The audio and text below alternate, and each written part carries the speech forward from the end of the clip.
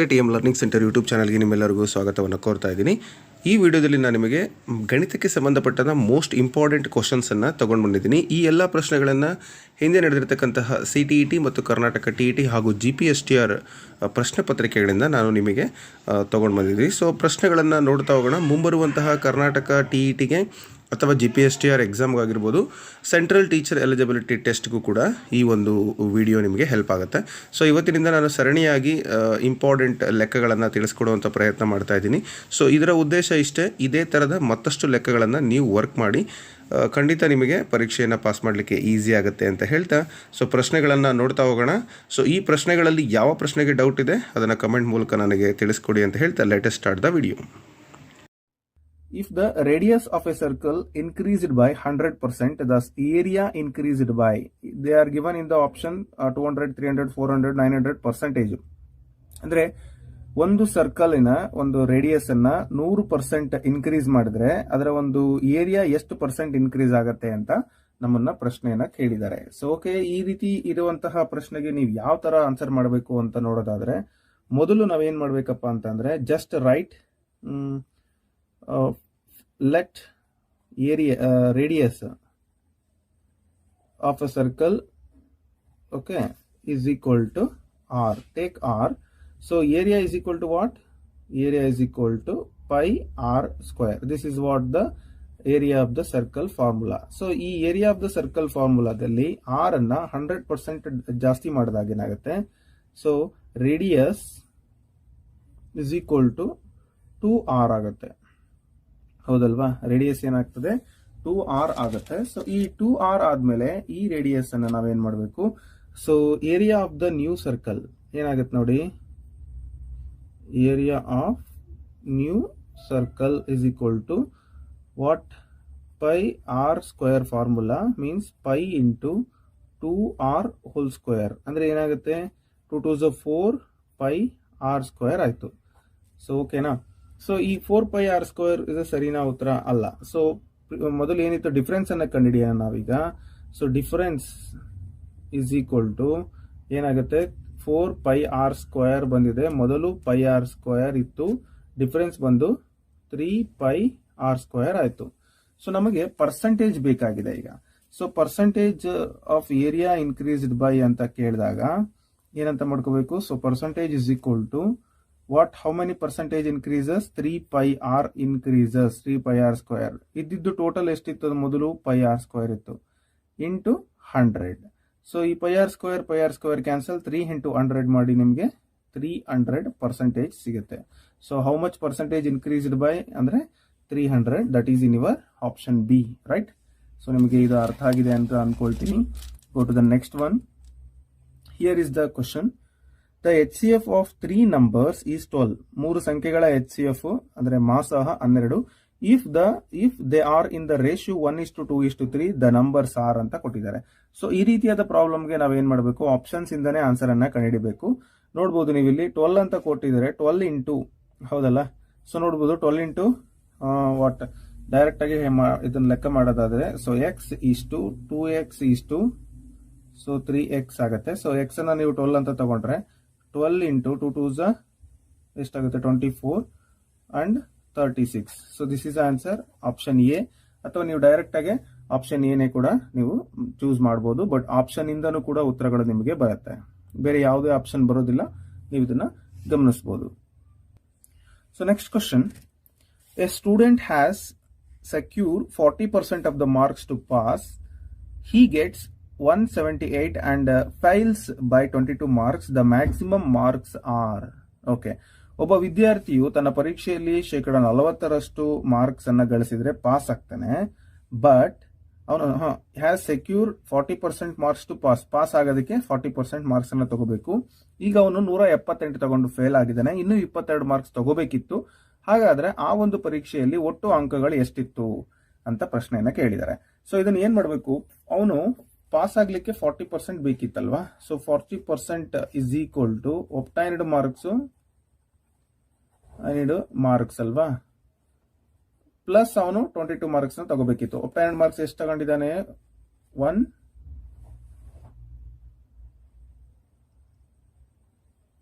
ಅವನು ಬಂದಿರೋಂಥ ಮಾರ್ಕ್ಸ್ ಬಂದು 178 ಪ್ಲಸ್ 22 ಅಂದರೆ ಟೋಟಲ್ ಅವ್ನು ತಗೊಂಡಿರೋದು ಇವಾಗ ಅಂದರೆ ತಗೋಬೇಕಾಗಿದ್ದು 40%ಗೆ 200 marks. I mean so 40% of the marks is equal to 200 ಆಯಿತು ನೋಡಿ. ಹಾಗಾದರೆ ಟೋಟಲ್ ಮಾರ್ಕ್ಸ್ ಎಷ್ಟಿತ್ತು ಅಂತ ನಮಗೆ ಇಲ್ಲಿ ಸಿಗಬೇಕಾಗಿದೆ. ಸೊ ಇದನ್ನು ಯಾವ ರೀತಿ ಕಂಡುಹಿಡಬೇಕು? ಸೊ 40% ಅಂದರೆ ಸೊ ಟೋಟಲ್ ಮಾರ್ಕ್ಸ್ ಇಂಟು 40/100 ಅಲ್ವಾ. 40% of the marks is equal to 200. So x is equal to 200 into 100/40. So these 0 0 0 ಕ್ಯಾನ್ಸಲ್ಲು. ಸೊ ಇದಕ್ಕೆ ನೀವು ಮಲ್ಟಿಪ್ಲೈ ಮಾಡಿದರೆ 2 in 4 1s 4, 4 5s 20, 0 as it is. So 50 into 10, 500. So 500 is the answer. Option B is the correct answer, right? So this is a simple method you have to follow and get the correct answer without fail. Okay.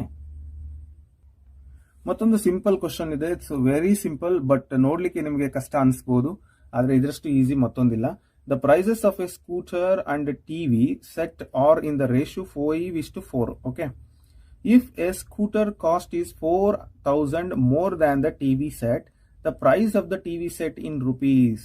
Okay, ಅಂದ್ರೆ ಒಂದು scooter ಮತ್ತು TV ಸೆಟ್ಟಿನ ಬೆಲೆ ಏನಾಗಿದೆಪ್ಪ ಅಂದ್ರೆ ratio ಅನುಪಾತ 5:4 ಅದರಲ್ಲಿ scooter 4,000 ರೂಪಾಯಿ ಜಾಸ್ತಿ TV ಸೆಟ್ಗಿಂತ. ಹಾಗಾದ್ರೆ ಟಿವಿಯ ಒಂದು ಬೆಲೆ ಎಷ್ಟು ಅಂತ ಕೇಳಿದ್ದಾರೆ. ಇದನ್ನ ಯಾವ ರೀತಿ ಮಾಡ್ಬೇಕು? ಅವರೇ ಕೊಟ್ಟಿದ್ದಾರೆ, ಡಿಫರೆನ್ಸ್ ಕೊಟ್ಟಿದ್ದಾರೆ, ಜೊತೆಗೆ ಏನ್ ಕೊಟ್ಟಿದ್ದಾರೆ, ರೇಷಿಯೋ ಕೂಡ ಕೊಟ್ಟಿದ್ದಾರೆ. ಸೊ ರೇಷಿಯೋ ಕೊಟ್ಟಿದ್ದಾರೆ ಅಂತಂದ್ರೆ ಎಷ್ಟು ಕೊಟ್ಟಿದ್ದಾರೆ? ಸೊ 5x ಮತ್ತೊಂದು 4x. ಈ ಇದರಲ್ಲಿ ಜಾಸ್ತಿ ಇರೋದು ಯಾವುದು? ಒಂದು 4,000 ಜಾಸ್ತಿ ಇದೆ. ಸೊ ಇವೆರಡು ಡಿಫರೆನ್ಸ್ ಬಂದು 4,000 ಆಯ್ತು, ಹೌದಲ್ಲ? ಯಾಕೆಂದ್ರೆ ಸ್ಕೂಟರು ಟಿವಿಗಿಂತ 4,000 ಜಾಸ್ತಿ ಅಂತ ಅವರೇ ಕೊಟ್ಟಿದ್ರು. So 5x minus 4x is equal to x is equal to 4,000, right? So ಈ value of the x is 4,000. therefore 5x is nothing but TV, scooter. So they are asking the price of the TV set, you know. So we need 4x. So 4x is equal to 4 into x value 4,000. So 4 4s are 16. 000. So this is your answer. This is the cost of the water TV set. Means option C is your correct answer, right? Go to the next. The HCF of two numbers is 11 and their LCM is 7,700. If one of the numbers is 275, the other number. Okay. So ಇದನ್ನ ಯಾವ ರೀತಿ solve ಮಾಡ್ಬೇಕಂತ ಹೇಳಿದ್ರೆ, ನೀವು options ಅನ್ನ ನೋಡುವಂತ ಅವಶ್ಯಕತೆ ಇಲ್ಲ. ನೇರವಾಗಿ ಒಂದು ಸೂತ್ರ ಇದೆ, ನಿಮ್ಗೆ ಗೊತ್ತಿದೆ. LCM into HCF is equal to product of the two numbers. So LCM ಎಷ್ಟು ಕೊಟ್ಟಿದ್ದಾರೆ? ಒಂದು HCF into LCM. Actually LCM ಎಷ್ಟು ಕೊಟ್ಟಿದ್ದಾರೆ? 7700 into 11 is equal to one of the number ಎಷ್ಟು ಕೊಟ್ಟಿದ್ದಾರೆ ಅವರು? 275 into B ಹಾಗೆ ಬರ್ಕೊಳ್ಳಿ. ಸೊ ನಮಗೆ B ಮಾತ್ರ ಬೇಕಿದೆ. So B is equal to 7700 into 11 divided by 275. So ಇದನ್ನು ನೀವು ಕ್ಯಾನ್ಸಲ್ ಮಾಡಿ. ಸೊ ಇದನ್ನು 11 ಇಂದಾನೆ ನೀವು 11 ಇಂದ ಇದನ್ನ ಕ್ಯಾನ್ಸಲ್ ಮಾಡಿದ್ರೆ 11 1s 11 25s. ಸೊ 25 ಇಂದ ಇದನ್ನ ನೀವು ಕ್ಯಾನ್ಸಲ್ ಮಾಡಿದ್ರೆ you will get 308.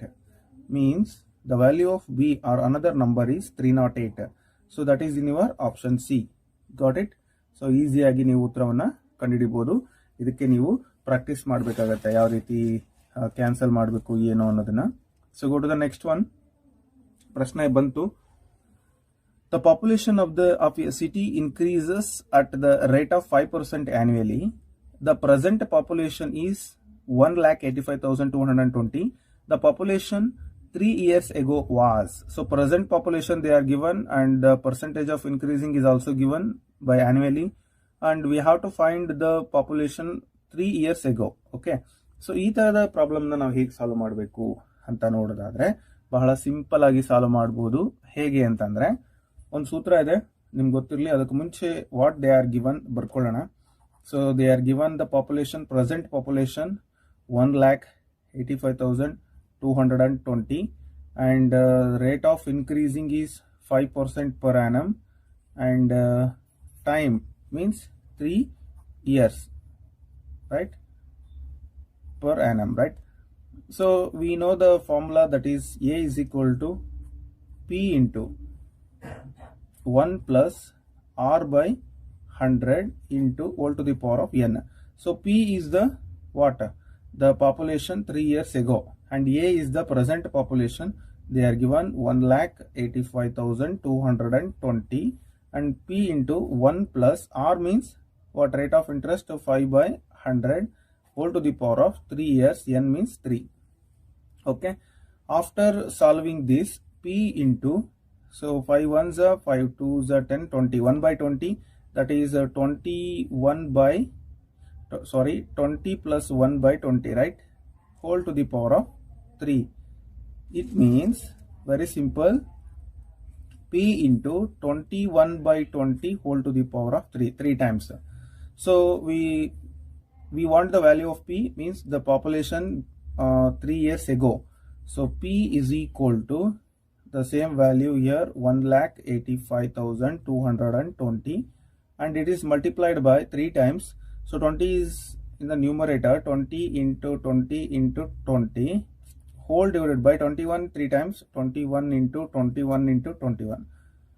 After calculating this, you will get the value of P is equal to 1,60,000, right? So this is the population 3 years ago. So this is in your option C, right? Yes. So option C is the correct answer. Got it? Okay. So next question is, which one of the following numbers is a perfect square? Okay, among these numbers, they are given 4 numbers. Which is a perfect square? ಯಾವುದು ಇದರಲ್ಲಿ square number ಆಗುತ್ತೆ ಅಂತ ಕೇಳಿದ್ದಾರೆ.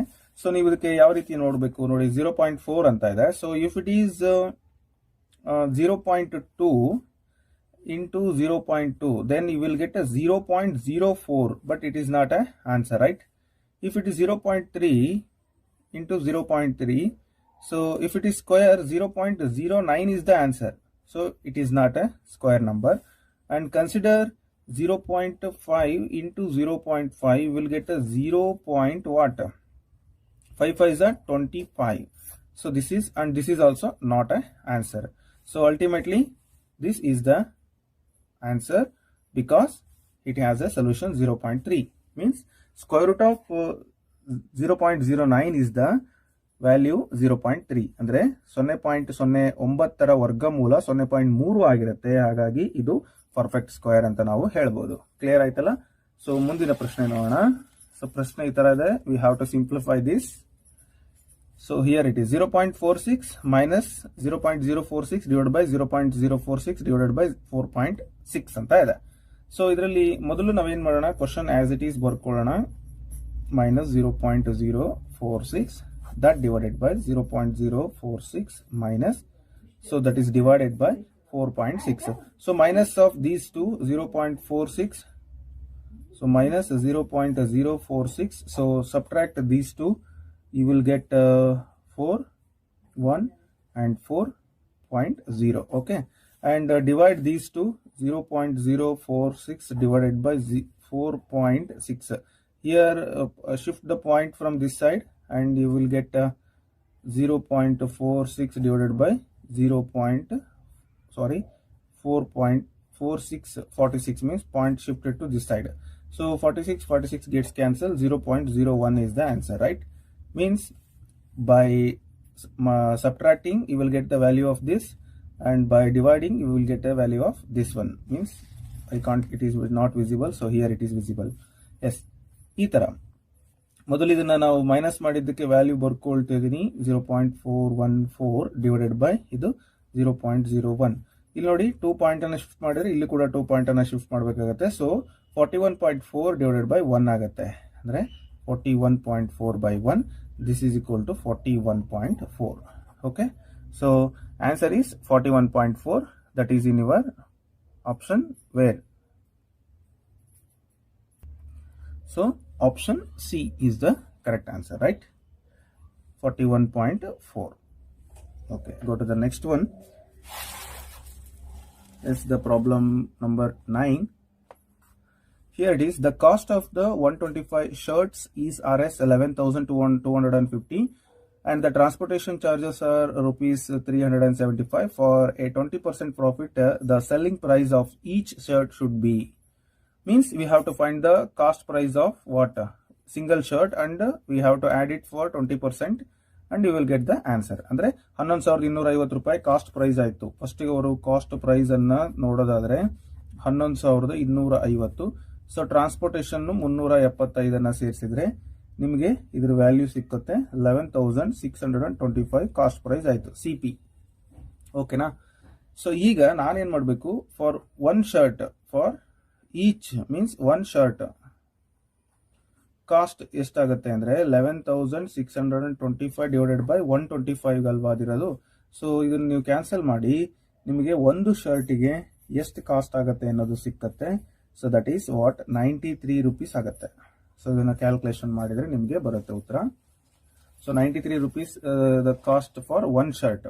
So we need 20% profit in each shirt ಅಲ್ವಾ. ಒಂದು ಶರ್ಟ್ಗೆ 20% profit ಬೇಕು.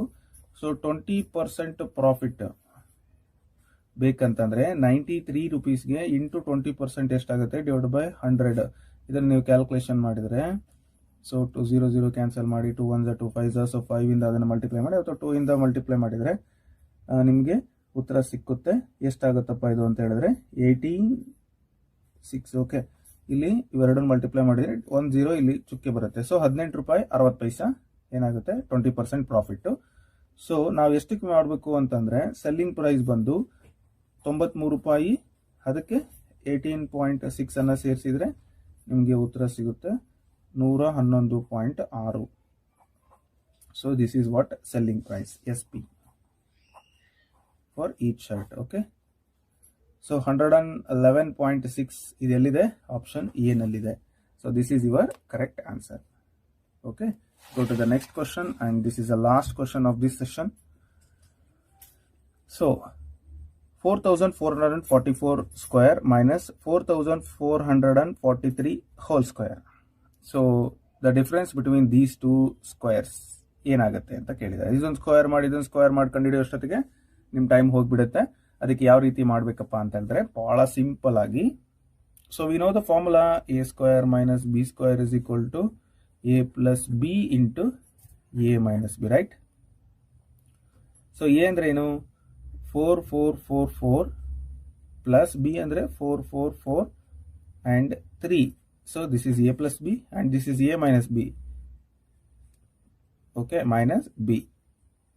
Clear? Very simple. And if we add these two, 4 plus 3 7. So 4 plus 4 8 and another 4 8, another 4 8. Okay, into, so minus of this value is 1. 1 into anything, the same answer we get. So this is the final answer here in your option A. ಸ್ನೇಹಿತರೆ, ಈ 10 ಪ್ರಶ್ನೆಗಳು ಕೂಡ ಬಹಳಷ್ಟು important ಆಗಿರುವಂತಹ ಪ್ರಶ್ನೆಗಳು. Arithmetics, algebra ಮತ್ತು geometry ಎಲ್ಲ ಒಂದು ಸೆಕ್ಟರಿಂದ ಪ್ರಶ್ನೆಗಳನ್ನು ಆಯ್ಕೆ ಮಾಡಿಕೊಂಡಿದ್ದೀನಿ. ಸೊ ಮುಂಬರುವಂತಹ ಎಲ್ಲ ಪರೀಕ್ಷೆಗಳಿಗೆ RRB ಆಗಿರ್ಬೋದು ಅಥವಾ ಯಾವುದೇ ಗಣಿತವನ್ನು ಹೊಂದಿರತಕ್ಕಂತಹ ಎಲ್ಲ ಸ್ಪರ್ಧಾತ್ಮಕ ಪರೀಕ್ಷೆಗಳಿಗೂ ಕೂಡ ಈ ಥರದ ಒಂದು ಪ್ರಶ್ನೆ ಪತ್ರಿಕೆಗಳಲ್ಲಿ ಬಂದಂತಹ ಪ್ರಶ್ನೆಗಳು ಹೆಲ್ಪ್ ಆಗಿದ್ದಾವೆ ಅಂತ ಅಂದ್ಕೊಳ್ತೀನಿ. ಸೊ ನಿಮ್ಮ ಫೀಡ್ಬ್ಯಾಕ್ ನನಗೆ ಬಹಳ ಇಂಪಾರ್ಟೆಂಟ್. ಸೊ TETಗೆ, GPSTRಗೆ, ಹೈಸ್ಕೂಲ್ ಶಿಕ್ಷಕರ ನೇಮಕಾತಿಗೆ ಯಾರೆಲ್ಲ ಪ್ರಯತ್ನ ಮಾಡ್ತಾ ಇದ್ದೀರಿ? ಸೊ ಈಗಲೇ ಪ್ರಶ್ನೆ ಈ ಥರ ಇದೆ. In an examination, a boy who gets a total of 360 marks is told that he has scored only 45%. ಅಂದ್ರೆ ಅವನು 360 ಮಾರ್ಕ್ಸ್ ಅನ್ನು ತಗೊಂಡಿದ್ದಾನೆ, ಅದು 45% ಆಯ್ತು. In that next examination what percent of the marks does he get if he secures a total of 600 marks? ಅಂದ್ರೆ ಮುಂದಿನ ಪರೀಕ್ಷೆಯಲ್ಲಿ ಅವನು 600 marks ಅನ್ನು ತಗೊಂಡ್ರೆ ಎಷ್ಟು ಪರ್ಸೆಂಟೇಜ್ ಅನ್ನ ತಗೊಂಡಿದ್ದಾನೆ ಅಂತ ಹೇಳ್ಬಿಟ್ಟು ನಾವಿಲ್ಲಿ ಉತ್ತರವನ್ನ ಕಂಡುಹಿಡಿಬೇಕಾಗುತ್ತೆ. ಸೊ ಯಾವ ರೀತಿ ಈ ತರದ ಲೆಕ್ಕವನ್ನ ಕೊಟ್ಟಾಗ ನೀವು ಮಾಡಬೇಕು ಅಂತ ಅನ್ನೋದಾದ್ರೆ, ಸೊ ತುಂಬಾ ಸಿಂಪಲ್ ಆಗಿ ಈ ಲೆಕ್ಕವನ್ನ ಮಾಡಬಹುದು.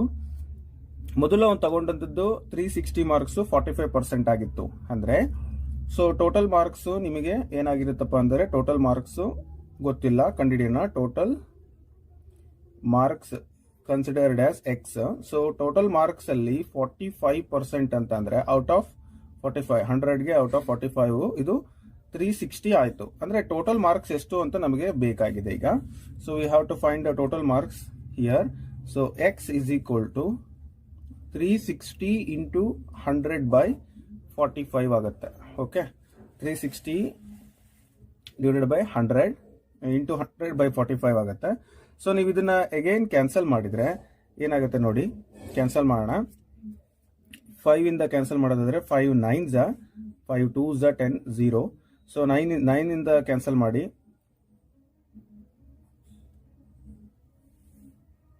9 4 ಅಂದ್ರೆ 9 4s 36 0 as it is. Okay, so 4 2s 8 ಅಂದ್ರೆ 800 ಮಾರ್ಕ್ಸ್ ನಿಮಗಿಲ್ಲಿ ಟೋಟಲ್ ಮಾರ್ಕ್ಸ್ ಆಗಿ ಇತ್ತು ಅಂತ ಗೊತ್ತಾಗುತ್ತೆ. ಸೊ ಅವನು ಎಷ್ಟು ತಗೊಂಡಿದ್ದಾನೆ ಈಗ, ಹಿ ಸೆಕ್ಯೂರ್ಡ್, ಹೌ ಮಚ್ ಈ secured, so 600 marks means out of 800 he got 600 into 100 we get a percentage. 0 ಈ zeros ಕ್ಯಾನ್ಸಲ್ ಆಯ್ತು. ಸೊ ಮತ್ತೆ 2 ಇಂದ ಕ್ಯಾನ್ಸಲ್ ಮಾಡಿದ್ರೆ 2 4s 2 3s. Okay, 0 0 as it is. Again ಮತ್ತೆ 4 ಇಂದ 4 7s 2 ಉಳಿತು, 4 5s 20. ಸೊ 75% ಆಗುತ್ತೆ. ಸೊ 75% ಅವನು 600 ಮಾರ್ಕ್ಸ್ ಅನ್ನ ತಗೊಂಡಾಗ ಬರುತ್ತೆ. ಸೊ ಕ್ಲಿಯರ್ ಆಯ್ತಲ್ಲ. ಸೊ 75 ಅನ್ನೋದು ನಿಮ್ಮ ಆಪ್ಷನ್ ಅಲ್ಲಿ ಇದೆ, ಡಿ ನಲ್ಲಿದೆ. So this is the correct answer. Okay, yes. Next question, a paper is in the form of a square of the side 20 centimeter. Semicircles are drawn inside the square paper on two opposite sides as diameter. The semicircular portions are cut off. The area of the remaining paper is. So options 400 minus 2 pi, option B 200 pi, option C 400 minus 100 pi, option D 400 minus 200 pi. Okay, ಈ ಒಂದು question ಅನ್ನು ನೀವು ಅರ್ಥ ಮಾಡ್ಕೋಬೇಕಾದ್ರೆ ಒಂದು ಸಣ್ಣ diagram ಅನ್ನ ಹಾಕೋಬೇಕಾಗತ್ತೆ. So diagram ಅನ್ನ ನಾನು ಇಲ್ಲೇ ಹಾಕೊಳ್ತಾ ಇದ್ದೀನಿ. ಸೊ ಒಂದು ಸ್ಕ್ವೇರ್ ಪೇಪರ್ ಇದೆ. ಓಕೆ, ಈ ಸ್ಕ್ವೇರ್ ಪೇಪರ್ ಅಲ್ಲಿ ಇದನ್ನ ಡಯಾಮೀಟರ್ ಆಗಿ ಈ ಸೈಡ್ ಅನ್ನ ಡಯಾಮೀಟರ್ ಆಗಿ ತಗೊಂಡ್ರೆ ಒಂದು ಸರ್ಕಲ್ ಬಂದು ಸೆಮಿ ಸರ್ಕಲ್, ಹೌದಲ್ವಾ? This is one circle and this is another circle.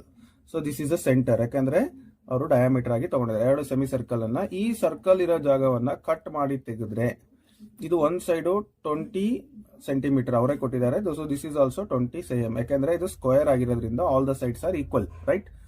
So ಈಗ ಇದರ ಒಂದು ರಿಮೈನಿಂಗ್ ಏರಿಯಾ, ಈ ವೈಟ್ ಪಾರ್ಟ್ ಏನಿದೆಯಲ್ಲ, ಸೊ ಅದನ್ನ ನಾವು ಕಂಡುಹಿಡಿಯಬೇಕಾಗಿದೆ. ಸೊ ಓಕೆ, ಕಂಡುಹಿಡಿಯೋಣ. ತುಂಬಾ ಸಿಂಪಲ್ ಆಗಿ ಆಪ್ಷನ್ಸ್ ಅನ್ನ ನೀವು ನೋಡ್ತಾ ಇದ್ದೀರಿ, ಯಾವ ರೀತಿ ಅಂತ ನೋಡೋಣ. ಈಗ ನನಗೆ ಈ ರಿಮೈನಿಂಗ್ ಪೋರ್ಷನ್ ಇಂದು ಏರಿಯಾ ಬೇಕು. ಸೊ ಏರಿಯಾ ಆಫ್ ರಿಮೈನಿಂಗ್ ಅಂದ್ರೆ ನಾವು ಕಟ್ ಮಾಡಿದಾಗ ಏನಾಗುತ್ತೆ, total area of the square, ಇದು total, minus area of semi circles, ಹೌದಲ್ಲ? Semi circles. ಸೊ ಈಗ ಏರಿಯಾ ಆಫ್ ದ ಸ್ಕ್ವೇರ್ ಏನಾಗುತ್ತೆ, 20 into 20 ಅಂದ್ರೆ ನೀವು ಡೈರೆಕ್ಟ್ ಆಗಿ ಬರೀಬಹುದು 400 ಆಗುತ್ತೆ, ಹೌದಲ್ಲ? ಮೈನಸ್ ಆಫ್ ಈ ಸೆಮಿ ಸರ್ಕಲ್ ಇನ ಒಂದು, ಇದು 20 ಸೆಂಟಿಮೀಟರ್ ಅಂದ್ರೆ ಇದು 10 ಸೆಂಟಿಮೀಟರ್ ಇರುತ್ತೆ ರೇಡಿಯಸ್, ನಿಮ್ಗೆ ಗೊತ್ತಿರಲಿ. 10 ಸೆಂಟಿಮೀಟರ್ ಇದ್ದಾಗ ಪೈ ಆರ್ ಸ್ಕ್ವೇರ್ ಅಂತ. ಸೊ ಪೈ ಆರ್ ಸ್ಕ್ವೇರ್ ಇದು ಹಾಫ್ ಪೈ ಆರ್ ಸ್ಕ್ವೇರ್, ಇದು ಕೂಡ half pi r square, total pi r square ಅಂತ ಬರ್ಕೊಂಡ್ರೆ ಇದು ನೀವು ಕನ್ಫ್ಯೂಸ್ ಮಾಡ್ಕೋಬೇಡಿ, ಎರಡು ಸೇರಿ ಒಂದ್ ಸರ್ಕಲ್ ಅಂತ ನಾವು ತಗೋಬಹುದು. ಸೊ ಇದನ್ನ ನಾವು ಡೈರೆಕ್ಟ್ ಆಗಿ ಪೈ ಆರ್ ಸ್ಕ್ವೇರ್ ಅಂತ ಬರ್ಕೋಬಹುದು. ಸೊ ಆರ್ ಅಂದ್ರೆ ನಿಮ್ಗೆ ಗೊತ್ತಿದೆ 400 ಮೈನಸ್ ಪೈ ಹಾಗೆ ಇರಲಿ, ಇದು ಆರ್ ಅಂದ್ರೆ 10 ಸ್ಕ್ವೇರ್ ಆಗುತ್ತೆ. 10 10s 100 ಅಲ್ವಾ? ಸೊ 400 ಮೈನಸ್ 100 ಪೈ ಆಗುತ್ತೆ. So 400 minus 100 pi. ಸೊ ಇದು ಸರಿಯಾದ ಉತ್ತರ ಆಗುತ್ತೆ. So this is in your option C. Clear? So ಅರ್ಥ ಆಯ್ತಲ್ಲ?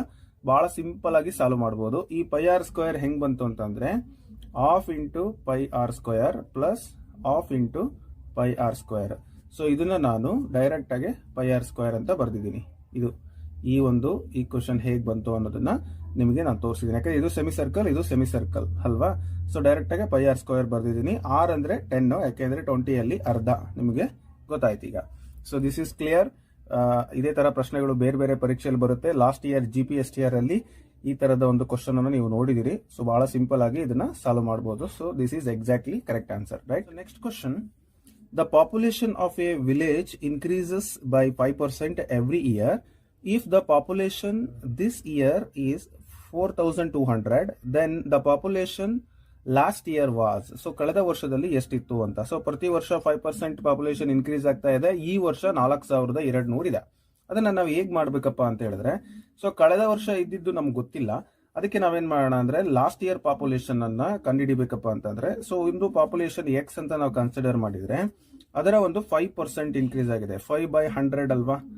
So this is increasing percentage plus ಏನದು ಕಳೆದ ವರ್ಷದ ಪಾಪ್ಯುಲೇಷನ್ ಎಕ್ಸ್ ಅಂತ ಆದ್ರೆ, ಸೊ ಎಕ್ಸ್ ನ ಒಂದು 5% ಇನ್ಕ್ರೀಸ್, ಇವೆರಡೂ ಸೇರಿದ್ರೆ ಈ ವರ್ಷದ ಪಾಪ್ಯುಲೇಷನ್ ಆಗುತ್ತೆ ನೋಡಿ. So X last year population, so X into 5/100 ಇದು ಇನ್ಕ್ರೀಸ್ಡ್ ಪರ್ಸೆಂಟೇಜ್ ಅಂದ್ರೆ ಈ ವರ್ಷದ್ದು 4200, ಇವೆರಡು ಸೇರಿದ್ರೆ 4200. ಸೊ ಇದನ್ನ ನಾನು ಸಾಲ್ವ್ ಮಾಡ್ತಾ ಇದ್ದೀನಿ. ಸೊ 5 1s 5 2s ಅಂದ್ರೆ ಏನಾಯ್ತು, ಇದು x/20 ಆಯ್ತು plus x is equal to 4200 ಆಯ್ತು. ಹೌದಲ್ಲ, 4200. ನಾನು ಇಲ್ಲಿ ಏನ್ ಮಾಡ್ತಾ ಇದ್ದೀನಿ, ಇದಕ್ಕೇನಿಲ್ಲ ಅಂದ್ರೆ 1 ತಗೊಂಡು ಇದನ್ನ 20ನ ನಾನು ಇಲ್ಲಿ ಏನ್ ಮಾಡ್ತಾ ಇದ್ದೀನಿ, ಸೊ ಡಿನಾಮಿನೇಟರ್ ಅಲ್ಲಿ ತಗೊಂಡ್ರೆ x ಪ್ಲಸ್ 20x ಆಗತ್ತೆ. So that is equal to 4200 ಆಯ್ತು, ರೈಟ್. ಸೊ ಈಗ ಈ 20ನ ಆಚೆ ಕಡೆ ಕಳಿಸಿದ್ರೆ 21x is equal to 4200 into 20 ಆಗತ್ತೆ. So x is equal to 4200 okay into 20/21 ಆಗತ್ತೆ. ಸೊ ನೆಕ್ಸ್ಟ್ ನೋಡಿ, 21 1s 21 2s ಇಲ್ಲಿ 00 ಆಗೇ ಇರುತ್ತೆ. ಇದು ಇವೆರಡನ್ನು ಮಲ್ಟಿಪ್ಲೈ ಮಾಡಿದ್ರೆ 2 2s 4 000 ಅಂದ್ರೆ ಕಳೆದ ವರ್ಷದ ಪಾಪ್ಯುಲೇಷನ್ 4000 ಇತ್ತು ಅನ್ನೋದು ನಮಗಿಲ್ಲಿ ಕ್ಲಿಯರ್ ಆಗಿ ಗೊತ್ತಾಗುತ್ತೆ. ಸೊ ಈ 4000 ಅನ್ನೋದು ಎಲ್ಲಿದೆ, ಆಪ್ಷನ್ ಎ ನಲ್ಲಿದೆ. So this is the correct answer. ನೀವು ಬೇರೆ ಯಾವುದೇ ಮೆಥಡ್ ಅಲ್ಲಿ ಕೂಡ ಸಾಲ್ವ್ ಮಾಡಬಹುದು. So this is what the best method. ಅಂದ್ರೆ ಈ ವಿತೌಟ್ ಫಾರ್ಮುಲಾ ನಾವು ಇದನ್ನ ಮಾಡ್ಲಿಕ್ಕೆ ಸಾಧ್ಯ ಆಗತ್ತೆ. ಅರ್ಥ ಆಯ್ತಲ್ವಾ? Go to the next one. So next question, the ratio between the length and the breadth of the rectangular field is 5:3 if the area of the field is 540 square meter. What is the difference between the length and breadth in meters? ಒಂದು square field ಇದೆ, okay, rectangular field ಇದೆ. So consider this is a rectangular field. ಒಂದು rectangular field ಅನ್ನ ನಾವು ತಗೊಳ್ಳೋದಾದ್ರೆ ಇದರ ಒಂದು length 5x ಆಗಿರುತ್ತೆ, ಇದು ಬ್ರೆಡ್ತ್ 3x ಆಗಿರುತ್ತೆ. ಸೊ ಇವೆರಡು ಕೊಟ್ಟಿದ್ದಾರೆ, ಏರಿಯಾನು ಕೂಡ ಕೊಟ್ಟಿದ್ದಾರೆ. ಏರಿಯಾ 540 ಇದೆ. ಸೊ ಇವೆರಡರ ಒಂದು ಲೆಂತ್ ಮತ್ತೆ ಬ್ರೆಡ್ತಿನ ಡಿಫರೆನ್ಸ್ ಏನು ಅಂತ ಕೇಳಿದ್ದಾರೆ. ಹೌದಲ್ಲ, ಮೊದಲು ನಾವು ಎಕ್ಸ್ ಅನ್ನ ಕಂಡುಹಿಡ್ಕೋಬೇಕು. ಏನು ಅಂತ ನಮ್ಗೆ ಗೊತ್ತು, ಏರಿಯಾ ಆಫ್ ಏನು ರೆಕ್ಟ್ಯಾಂಗಲ್, ಏನ್ formula, is equal to length into breadth. So ಹೌದಲ್ಲ, ಲೆಂತ್ ಅಂದ್ರೆ 5x into 3x. So area ಅವರೇ ಕೊಟ್ಬಿಟ್ಟಿದ್ದಾರೆ, ಎಷ್ಟಿದೆ 540 is equal to length into breadth ಅಂತ ಕೊಟ್ಟಿದ್ದಾರೆ. ಸೊ ಬೈ ದಿಸ್ ನೀವೇನ್ ಮಾಡ್ಬೋದು, ಕ್ಯಾಲ್ಕುಲೇಟ್ ಮಾಡ್ಬೋದು. 5 3 ಸೊ ಕಂಡಿಡೀರಿ. ಯಾವ ತರ ಕಂಡುಹಿಡಿತೀರಾ, 5 3 15 x into x, x square is equal to 540. So ನಮಗೆ ಎಕ್ಸ್ ಸ್ಕ್ವೇರ್ ಮಾತ್ರ ಬೇಕು. 540 ಡಿವೈಡೆಡ್ ಬೈ 15 ಆಗುತ್ತೆ. ಸೊ 15ರಿಂದ ನೀವು ಕ್ಯಾನ್ಸಲ್ ಮಾಡಿ ಡೈರೆಕ್ಟ್ ಆಗಿ ಎಷ್ಟು ಬರುತ್ತೆ ಇದಕ್ಕೆ ಉತ್ತರ ಅಂದ್ರೆ 36 ಆಗುತ್ತೆ. So x is equal to 6 6 36 ಅಲ್ವಾ. So 6 is the answer. So x ನ ಬೆಲೆ ನಿಮಗೆ 6 ಬರುತ್ತೆ. ಸೊ ಓಕೆ, ಕ್ಲಿಯರ್ ಕಾಣಿಸ್ತಿದೆಲ್ಲ. ಸೊ 6 ಆಗುತ್ತೆ. ಈ x ನ ಬೆಲೆ ಬಂದ್ಮೇಲೆ ನೀವೇನ್ ಮಾಡ್ಬೋದು ಅಂತ ಹೇಳಿದ್ರೆ ಲೆಂತ್ ಮತ್ತೆ ಬ್ರೆಡ್ತ್ ಅನ್ನ ಕಂಡುಹಿಡ್ಕೊಳ್ಳಿ. So length is equal to 5x. So 5 into 6 5 6 30. Breadth ಕೊಟ್ಟಿದ್ದಾರೆ ಎಷ್ಟು, ಅವರ 3x ಅಂತ ತಗೊಂಡಿದ್ವಿ ನಾವು. 3 ಇಂಟು 6 ಎಷ್ಟಾಯ್ತು, 6 3 18. ಇವರ ಡಿಫರೆನ್ಸ್ ಅನ್ನ ಕಂಡು ಹಿಡಿದ್ರೆ ನೀವು ಎಷ್ಟಾಗತ್ತೆ, ಸೊ ಮೈನಸ್ ಮಾಡಿ, you will get the correct answer 12. So 12 ಅನ್ನೋದು ಆಪ್ಷನ್ ಸಿ ನಲ್ಲಿದೆ. This is your right answer. ಅರ್ಥ ಆಯ್ತಲ್ಲ, ಬಹಳ ಸಿಂಪಲ್ ಆಗಿ ನೀವು ಲೆಕ್ಕವನ್ನ ಸಾಲ್ವ್ ಮಾಡಬಹುದು. ಹಾಗೇನೆ ಮುಂದಿನ ಪ್ರಶ್ನೆಯನ್ನ ನೋಡೋಣ. ಇದು ಕೂಡ ತುಂಬಾ ಸುಲಭವಾದಂತಹ ಲೆಕ್ಕ ಆಗಿದೆ. ಸೊ ಅರ್ಥ ಮಾಡ್ಕೋಬೇಕಷ್ಟೇನೆ. Yes, someone was asked to write the value of 2 to the power of 5 into 9 to the power of 2. He wrote it as 2592. The difference between the obtained and actual value ಅಂತ ಕೇಳಿದ್ದಾರೆ. So ಇಲ್ಲಿ ಏನಾಗಿದೆ ಅಂದ್ರೆ ಇದನ್ನ ನಾವು ಮೊದಲು simplify ಮಾಡಕ್ ಕೊಟ್ಟಿದ್ವಿ, ಅವರು ಈ ಉತ್ತರವನ್ನ ಬರ್ತಿದ್ದಾರೆ. ಹಾಗಾದ್ರೆ ಇದು ಸರಿ ಇದೆಯಾ ಅಥವಾ ನಾವು ಒರಿಜಿನಲ್ ಉತ್ತರಕ್ಕೂ ಏನಾದ್ರೂ ಇದಕ್ಕೂ ಡಿಫರೆನ್ಸ್ ಇದೆಯಾ ಅಂತ ಕೇಳಿದರೆ, ಸೊ ಆಪ್ಷನ್ಸ್ ಅಲ್ಲಿ ಬೇರೆ ಬೇರೆ ಉತ್ತರಗಳನ್ನ ನೋಡ್ತಾ ಇದೀವಿ. ಸೊ ಇದನ್ನ ಹೇಗೆ ಸಾಲ್ವ್ ಮಾಡೋದು ಅಂತ ನೋಡೋದಾದ್ರೆ ಬಹಳ ಸಿಂಪಲ್. ಅದಕ್ಕೆ ಮುಂಚೆ ಇದರ ವ್ಯಾಲ್ಯೂ ಇದಕ್ಕೆ ಈಕ್ವಲ್ ಆಗುತ್ತಾ ಅಂತ ನೋಡ್ಕೊಳ್ಳೋಣ. ಇದನ್ನ ಬೇರೆ ಬೇರೆ ತರ ಮಾಡ್ತಾರೆ. ನಾನು ಸಿಂಪಲ್ ಆಗಿ ಇದನ್ನ ತೋರಿಸ್ಕೊಡ್ತಾ ಇದ್ದೀನಿ ನಿಮಗೆ. ಇದನ್ನ 2 ಇಂದ ಡಿವೈಡ್ ಮಾಡ್ತಾ ಹೋದ್ರೆ 2 ನೋಡಿ, 2 1s 2 2s 4, 1 remaining, 2 9s 2 6 right. ಮತ್ತೆ 2 6s 2 4s 2 8s. ಸೊ ನಿಮ್ಗೆ ಇದು ಈಸಿ ಆಗಿರೋದ್ರಿಂದ ನಾನು ಇದನ್ನ ಜಾಸ್ತಿ ಎಕ್ಸ್ಪ್ಲನೇಷನ್ ಕೊಡ್ಲಿಕ್ಕೆ ಹೋಗಲ್ಲ. ಬಹಳ ಸಿಂಪಲ್ ಆಗಿ ನೀವು ಮಾಡ್ಬೋದು. 2 1s 2 6s 2. ನೀವು ಬೇರೆ ಯಾವುದೇ ಮೆಥಡ್ ಅಲ್ಲಿ ಕೂಡ ಸಾಲ್ವ್ ಮಾಡಿ. ಬಟ್ ಇಲ್ಲಿ ನೋಡಿ, ಇಲ್ಲಿ ಪ್ರೈಮ್ ನಂಬರ್ ತಗೋಬೇಕಂತಿಲ್ಲ. 9 ಇರೋದ್ರಿಂದ ಡೈರೆಕ್ಟ್ ಆಗಿ 9 9s ತಗೋತೀನಿ. ಓಕೆ, ಕೌಂಟ್ ಮಾಡಿ. 1 2 3 4 5. 2 to the power of, we can write it as 2 to the power of 5 into 9 to the power of 2. So this is the solution of this. So ಇಲ್ಲಿ ಅದೇ ಉತ್ತರನೇ ಇದೆ. So ಹಾಗಾಗಿ ಇವೆರಡರ difference ಏನಾಗುತ್ತೆ ಅಂತಂದ್ರೆ 0 ಆಗಿರುತ್ತೆ. So ultimately our answer is 0. Clear ಆಯ್ತಾ? ಬಹಳ ಸಿಂಪಲ್ ಆಗಿ ಈ ಉತ್ತರವನ್ನ ನಾವು ಮಾಡಬಹುದು. So next question, what number would be added to each of the number 8, 21, 30 and 31 so that the resulting numbers in this order form a proportion? So ಅವು proportional ಇರಬೇಕಾದ್ರೆ ನಾವು ಯಾವ ನಂಬರ್ ಅನ್ನ ಆಡ್ ಮಾಡಬೇಕಾಗತ್ತೆ ಅಂತ ಕೇಳಿದ್ದಾರೆ. ಸೊ ಪ್ರಪೋರ್ಷನಲ್ ಇದ್ದಾಗ ಇದಕ್ಕೆ ಏನ್ ಮಾಡೋದು ಅಂದ್ರೆ, ಇದಕ್ಕೆ ಉತ್ತರದಿಂದನೇ ಪ್ರಶ್ನೆಗೆ ಕಂಡುಹಿಡ್ಕೋಬಹುದು. 2 ಮೆಥಡ್ ನಾನು ನಿಮಗೆ ತಿಳಿಸ್ತೀನಿ. ನಿಮಗೆ ಯಾವ್ದು ಇಷ್ಟ ಆಗುತ್ತೋ ಅದನ್ನ ನೀವು ಪರೀಕ್ಷೆಯಲ್ಲಿ ಬರೀಬಹುದು. So method 1. So first method ಅಲ್ಲಿ ನಾನು ನಿಮಗೆ ಒಂದು ಮೆಥಡ್ ಆಪ್ಷನ್ಸ್ ಇಂದಾನೆ ಕಂಡುಹಿಡಿಯುವಂಥದ್ದು. ಸೊ ಇಲ್ಲಿ ಏನ್ ಕೊಟ್ಟಿದ್ರು, 8 plus x divided by 21 plus x is equal to 13 plus x divided by 31 plus x. So this is what the proportion. ಈ ರೀತಿ ಆಗ್ಬೇಕದು. ಈಗ ನಾನು ಇಲ್ಲಿ 2 ಅನ್ನ ಅಪ್ಲೈ ಮಾಡ್ತಾ ಇದ್ದೀನಿ. So if we put the value x is equal to 2, ಆಗ ಏನಾಗುತ್ತೆ, ಯಾವ ನಂಬರ್ ಅನ್ನ ಆಡ್ ಮಾಡಿದಾಗ 2 ಹಾಕಿದಾಗ ಏನಾಗುತ್ತೆ ನೋಡಿ, ಡೈರೆಕ್ಟ್ ಆಗಿ ಅದು 10/23 ಆಗುತ್ತೆ. ಇಸ್ ಈಕ್ವಲ್ ಟು 13 ಪ್ಲಸ್ 2 ಅಂದ್ರೆ 15/33 ಆಗುತ್ತೆ. So these are not equal ಅಲ್ವಾ? ಸೊ ಇದು ಬರೋದಿಲ್ಲ, ಅಂದ್ರೆ 2 is not a solution of this ಅಂತ ಹೇಳಿ. ಸೊ ಎರಡನೇದು ನಾನೇನ್ ಮಾಡ್ತಾ ಇದ್ದೀನಿ, put x is equal to 3. So 3 ನ ಹಾಕಿದಾಗ ಏನಾಗುತ್ತೆ ನೋಡಿ, ಇದಕ್ಕೆ if you put the 3 value 3, ಇದು 11 ಆಗುತ್ತೆ ಬೈ, ಸೊ 3 24 ಆಗುತ್ತೆ. ಇಸ್ ಈಕ್ವಲ್ ಟು ಅಗೇನ್ ಇಲ್ಲಿ 16/34 ಆಗುತ್ತೆ. This is also not equal. So ಇದು ಕೂಡ ಸೊಲ್ಯೂಷನ್ ಅಲ್ಲ. ಇನ್ನ ಒಂದು ಎಕ್ಸ್ ಇಸ್ ಈಕ್ವಲ್ ಟು 5 ಇದೆ, ಅದನ್ನ ಅಪ್ಲೈ ಮಾಡಿ ನೋಡೋಣ. ಸೊ 5 ಹಾಕಿದ್ರೆ ಎಷ್ಟಾಗತ್ತೆ ಇದು, so this is 13/26 is equal to 18/36. ಇದು ನೋಡಿ, 13 ಒಂದ್ಲೆ 13 ಎರಡ್ಲೆ 1/2, 18 1s 18 2s. So this is 1/2 ಗೆ ಈಕ್ವಲ್ ಆಯ್ತು. So 5 is the answer, direct ಆಗಿ ನೀವು ಹೇಳ್ಬೋದು. ಸೊ ಇದು ಆನ್ಸರ್ ಇಂದಾನೆ ಪ್ರಶ್ನೆಯನ್ನ ಕಂಡುಹಿಡ್ಕೊಳ್ಳುವಂತ ರೀತಿ. ಅಥವಾ ನೀವು ಬರ್ಕೊಳ್ಬೇಕಾದ್ರೆ ಈ ರೀತಿ ಕೂಡ ಬರ್ಕೋಬಹುದು, 8:21:13:31 ಅಂತ. ಇದಕ್ಕೆ ನೀವು ಆಡ್ ಮಾಡಿದ್ರೆ ಇದು 13:26 18:36 ಆಗುತ್ತೆ. ಸೊ ಇದನ್ನ ನೀವು ಮೀನ್ ಮೀಡಿಯನ್ ಕಂಡುಹಿಡಿದ್ರೆ ಕರೆಕ್ಟ್ ಉತ್ತರ ಬರುತ್ತೆ. ಸೊ ಓಕೆ, ಬಟ್ ನಿಮಗೆ ಇದು ಬೇಡ ಸರ್, ಇನ್ನೊಂದು ಮೆಥಡ್ ತಿಳಿಸ್ಕೊಡಿ ಅಂತಂದ್ರೆ, ಸೊ ಇನ್ನೊಂದು ಮೆಥಡ್ ಇದೆ. So you have to put another formula is there in it. ಇದಕ್ಕೊಂದು ಫಾರ್ಮುಲಾ ಇದೆ. ಅದೇನಪ್ಪಾ ಅಂತಂದ್ರೆ, consider the ratio.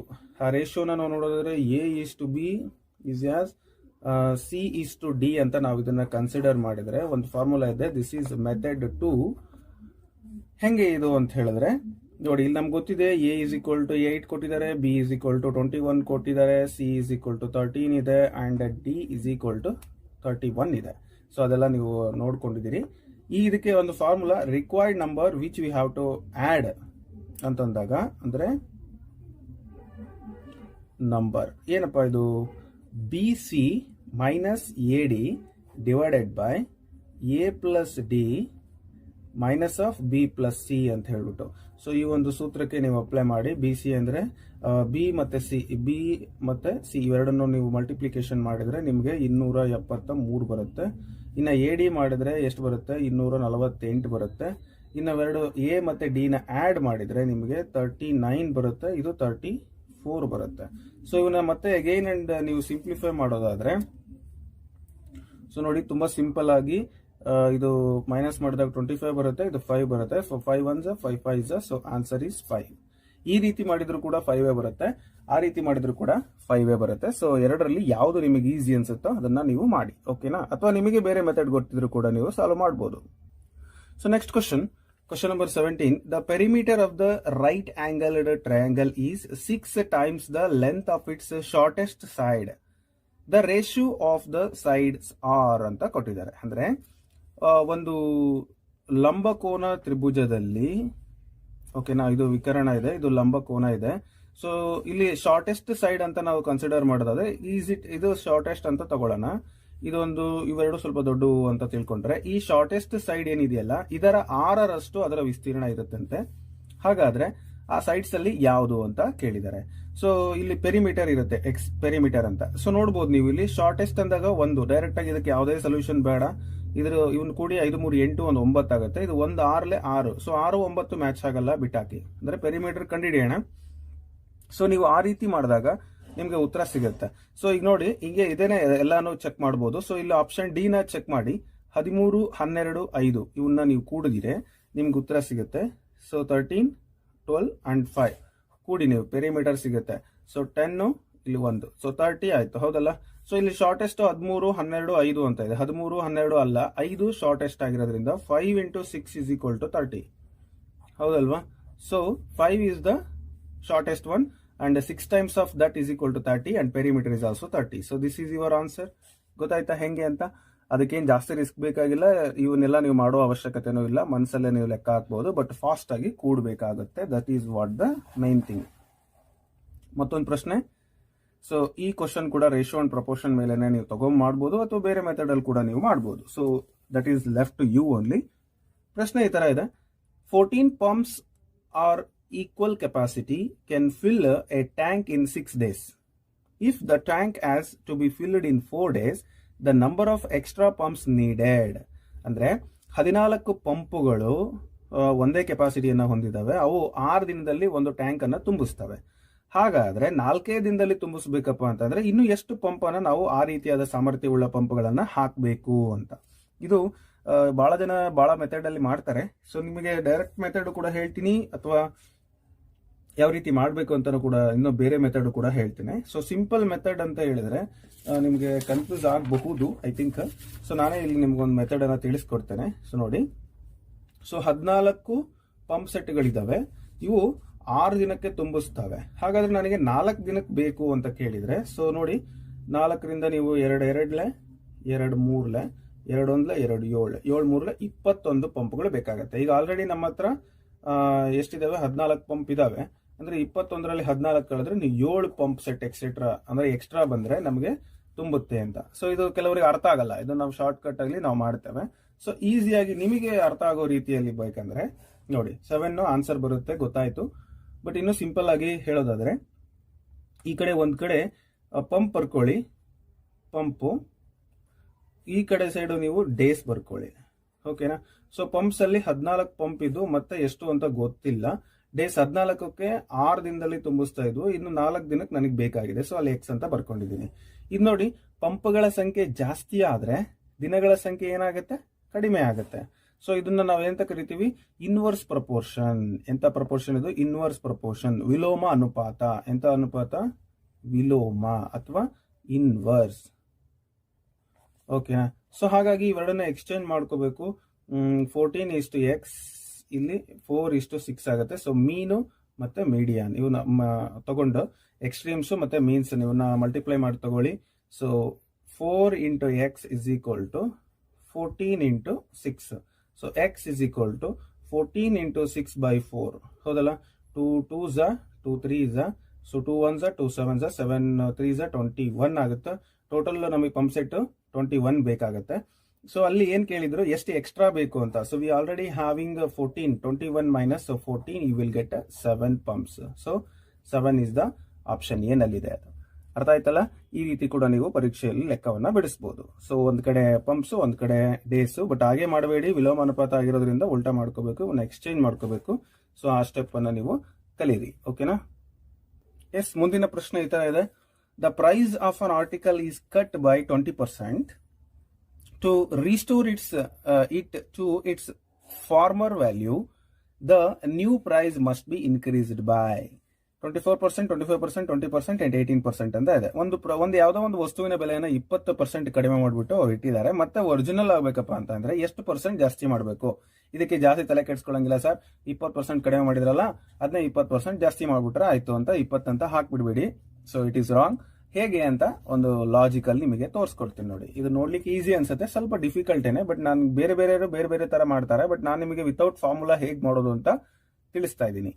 So consider that amount ಅಂದ್ರೆ ಕಾಸ್ಟ್ ಪ್ರೈಸ್ ಅನ್ನ ನಾನು 100 ಅಂತ ತಗೊಳ್ತೀನಿ. ಲೆಟ್ ಇದು ನಾನು ತಗೊಂಡಿರೋದು CP = 100. ನಾನು ಇಲ್ಲಿ 20 ರೂಪಾಯಿ ಕಡಿಮೆ ಮಾಡಿದ್ರೆ, ಸೊ 100 ಮೈನಸ್ 20 ಅಂದಾಗ ನನಗೆ 80 ರುಪೀಸ್ ಆಯ್ತದು. ಈಗ ಸೆಲ್ಲಿಂಗ್ ಪ್ರೈಸ್ 80 ರುಪೀಸ್ಗೆ ಡ್ರಾಪ್ ಆಯ್ತು. ಆಗ್ಲಿ, ಈಗ ನಾನು ಈ 80 ರುಪೀಸ್ಗೆ ನಾನೇನ್ ಮಾಡಬೇಕು ಅಂತ ಹೇಳಿದ್ರೆ, ಎಗೈನ್ ನಾನು ವಾಪಸ್ ಅದನ್ನ 100ಗೆ ಮಾಡಬೇಕಾಗಿರುತ್ತೆ ಅಲ್ವಾ? ಅದಕ್ಕೆ ನಾನೇನ್ ಮಾಡ್ತೀನಿ, ಈ 80 ರುಪೀಸ್ಗೆ ಓಕೆನಾ, ಏನ್ ಮಾಡಬೇಕು, we have to add it. What we have to add it? ಒಂದು ಪರ್ಸೆಂಟೇಜ್ ಆಫ್ ಅಮೌಂಟ್ ಅನ್ನ ನಾನು ಆಡ್ ಮಾಡಬೇಕು. ಎಷ್ಟು? 80 ರುಪೀಸ್ಗೆ ಎಷ್ಟು ಪರ್ಸೆಂಟೇಜು ಗೊತ್ತಿಲ್ಲ, ಬೈ 100 ಇವೆರಡೂ ಕೂಡಿದ್ರೆ = ನನ್ನ ಒರಿಜಿನಲ್ ವ್ಯಾಲ್ಯೂ ಬರಬೇಕು, 100 ರುಪೀಸ್ ಆಗಬೇಕು, ಹೌದಲ್ಲ? ಸೊ ಕಾಸ್ಟ್ ಪ್ರೈಸ್ಗೆ ನನಗೆ ಈಕ್ವಲ್ ಆಗಬೇಕದು. ಅಂದ್ರೆ 80 ರುಪೀಸ್ ಆಸ್ ಇಟ್ ಈಸ್ ಹಾಕಿದ್ದೀನಿ. ಆ 80 ರುಪೀಸ್ಗೆ ಎಷ್ಟು ಪರ್ಸೆಂಟೇಜ್ ಅನ್ನ ನಾನು ಇದಕ್ಕೆ ಆಡ್ ಮಾಡಬೇಕು ಅಂತ. ಸೊ ಈಗ ನೋಡಿ, ನಿಮ್ಗೆ ಕ್ಲಿಯರ್ ಅರ್ಥ ಆಗಿದೆ ಅನ್ಕೊಂತೀನಿ. ಈ ಝೀರೋ ಕ್ಯಾನ್ಸಲ್ ಆಗುತ್ತೆ. ಸೊ 80 ಪ್ಲಸ್ 8x/10 ಆಯ್ತು, ಹೌದಲ್ಲ? = 100. ಕ್ಲಿಯರ್ ಆಯ್ತಾ? ಬಹಳ ಸಿಂಪಲ್ ಆಗಿ ನಿಮಗೆ ತಿಳಿಸ್ತಾ ಇದ್ದೀನಿ. ಸೊ ನನಗೆ ಇಲ್ಲಿ 8x/10 = 100 ಮೈನಸ್ 80, ಹೌದಲ್ಲ? ಸೊ 100 ಮೈನಸ್ 80 ಅಂದ್ರೆ ಎಷ್ಟು? 20. ಸೊ ಈಗ ಮುಂದೆ ನನಗೆ x ಮಾತ್ರ ಬೇಕು. ಈ 20 ಅಲ್ಲೇ ಇರುತ್ತೆ, ಇಂಟು 10/8 ಆಗುತ್ತೆ, ಹೌದಲ್ಲ? ಯಾಕೆ ಅಂತ ನಿಮ್ಗೆ ರೂಲ್ಸ್ ಎಲ್ಲ ಗೊತ್ತಿದೆ. ಇದನ್ನ ಕ್ಯಾನ್ಸಲ್ ಮಾಡಿ ನಿಮ್ಗೆ ಉತ್ತರ ಬರುತ್ತೆ ಎಷ್ಟಪ್ಪ ಅಂದ್ರೆ 25%. ಅಂದ್ರೆ ದ ವ್ಯಾಲ್ಯೂ ಆಫ್ x ಅಂದ್ರೆ the percentage we have to increase 25. So this is in your option B.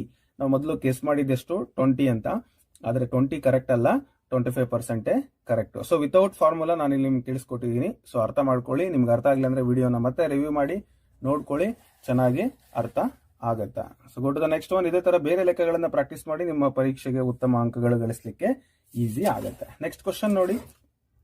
Sudhakar purchased a bicycle for ₹1640 and then he sold it for 25% profit. ಅವನು 25% ಪ್ರಾಫಿಟ್ ಗೆ ಅದನ್ನು ಮಾರ್ತಾನೆ. The selling price of an bicycle is ಅಂತ ಕೇಳಿದ್ದಾರೆ.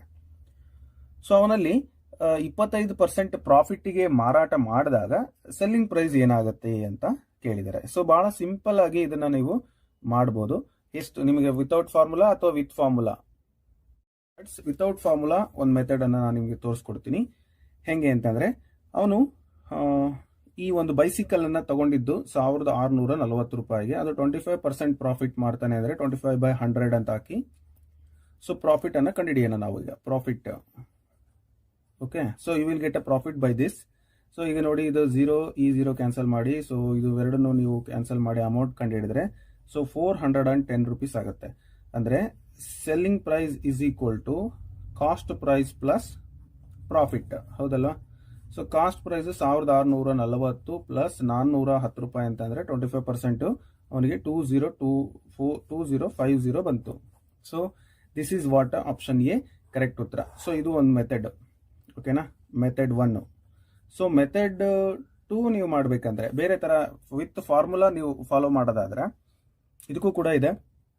ಏನಂತಂದ್ರೆ, so selling price = ಏನು 100 plus profit percentage, okay, divided by 100 into cost price. So ಈ ಒಂದು ಫಾರ್ಮುಲಾಕ್ಕೆ ಹಾಕಿ ನೀವು ಮಾಡ್ಬೋದು.